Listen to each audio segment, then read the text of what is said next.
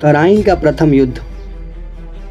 तराइन की पहली लड़ाई 1191 ईस्वी में मोहम्मद गौरी के नेतृत्व वाली हमलावर गौरी सेना और पृथ्वीराज चौहान के बीच तराइन आधुनिक तरौरी हरियाणा के पास लड़ी गई थी। कहते हैं भारत विजय और भारत को लूटने के इरादे का सपना गौर शासक मोहम्मद गौरी हमेशा देखता था। इसी सपने को हकीकत में बदलने के लिए 1186 में लाहौर पे कब्जा कर लिया।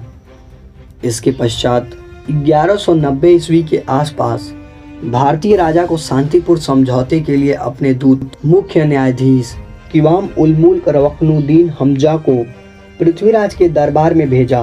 दूत ने पृथ्वीराज को इस्लाम धर्म अपनाने और घुरिदों का आधिपत्य स्वीकार करने का आदेश सुनाया। इसके जवाब में पृथ्वीराज ने घुरिद दूत की शर्तों को इनकार कर दिया। मोहम्मद गौरी दूत का संदेश सुनकर अत्यंत क्रोधित हुआ और भारतीय सम्राट पृथ्वीराज के राज्य के ऊपर आक्रमण करने का फैसला किया।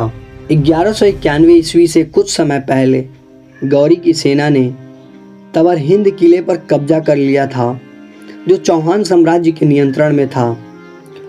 इतिहासकार सरहिंदी के अनुसार 1191 ईस्वी में पृथ्वीराज की पैदल, घुड़सवार और हाथी की सेना के साथ घुरिद सेना के खिलाफ चढ़ाई की।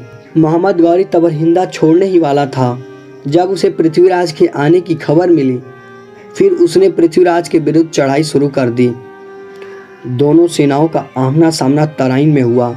पृथ्वीराज चौहान के साथ कई पड़ोसी शासक भी इस युद्ध में शामिल थे।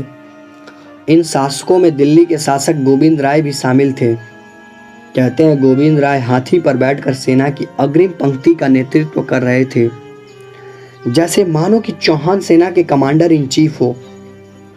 इनकी सेना की संख्या कितनी थी यह अभी तक प्रमाणित नहीं है। घुरिद सेना ने दुश्मनों के केंद्र पर तीर चलाकर युद्ध की शुरुआत की। इसके जवाबी कार्रवाई में चौहान सेना ने तीन तरफ से हमला किया और लड़ाई पर हावी हो गई, जिससे गौर सेना के ऊपर पीछे हटने का दबाव पड़ा। इतिहासकार सरहिंदी कहते हैं बहादुरी से लड़ने के बावजूद गौर सैनिकों को पराजय का सामना करना पड़ा।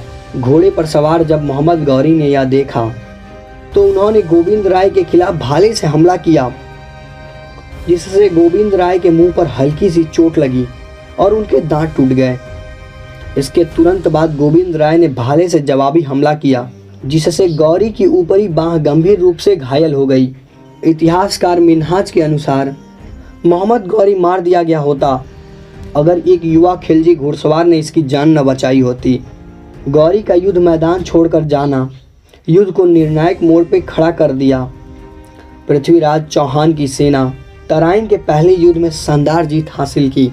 इन्होंने अपने अद्भुत शौर्य का परिचय देते हुए भारतीय इतिहास के स्वर्णिम पन्नों में अपना नाम अंकित किया। इतिहास से जुड़ी और वीडियोज़ को देखने के लिए हमारे चैनल को सब्सक्राइब करें।